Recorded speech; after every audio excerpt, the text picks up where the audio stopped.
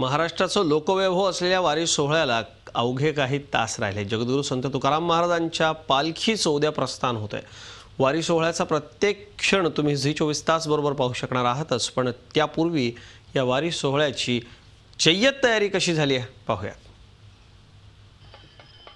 नदी ज्याप्रमाणे सागराला मिळते त्याचप्रमाणे विठ्ठल भक्तीत लीन झालेला वारकरी वारीच्या माध्यमातून पंढरपुरात पांडुरंगाशी एकरूप होतो। महाराष्ट्रात वारी म्हणजे एक प्रचंड मोठा आध्यात्मिक सोहळा असतो। भक्तीचं मूर्त रूप म्हणजे विठ्ठल आणि आर्त रूप म्हणजे वारी।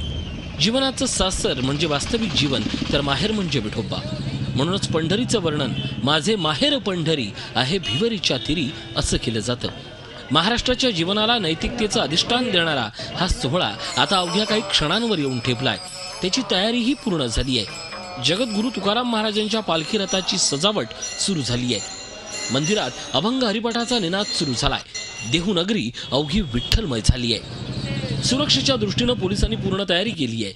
मंदिर परिसरात तब्बल 16 सीसीटीव्ही कॅमेरे बसवण्यात आलेत। सुरक्षेच्या दृष्टीनं इतरही तयारी करण्यात आली आहे। 2 वरिष्ठ अधिकाऱ्यांसह पोलीस निरीक्षक, पोलीस उपनिरीक्षक, पुरुष कर्मचारी, महिला कर्मचारी वारीसाठी तैनात करण्यात आलेत। वाहतुकीची कोंडी टाळण्यासाठी वाहतूक कर्मचारी असणार आहेत। पोलिसांबरोबर 300 होमगार्ड सोहळ्यादरम्यान असणार आहेत।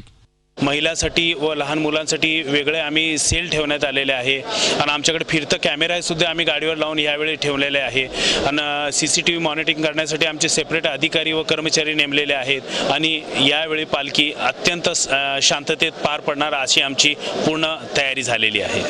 तुकाराम महाराजांची पालखी सोमवारी प्रस्थान ठेवते, पण आता तेवढीही वाट पाहणं भक्तांना अशक्य होते। प्रत्येक जण या धार्मिक सोहळ्याच्या अनुभूतीनं तृप्त होण्याची इच्छा व्यक्त करतोय। त्यांची इच्छा अवघ्या काही क्षणातच आता पूर्णत्वास जाणार आहे। Kailaspuri, Zee Media, Pimpri Chinchwad. Zee 24 तास रहा एक पाऊल पुढे।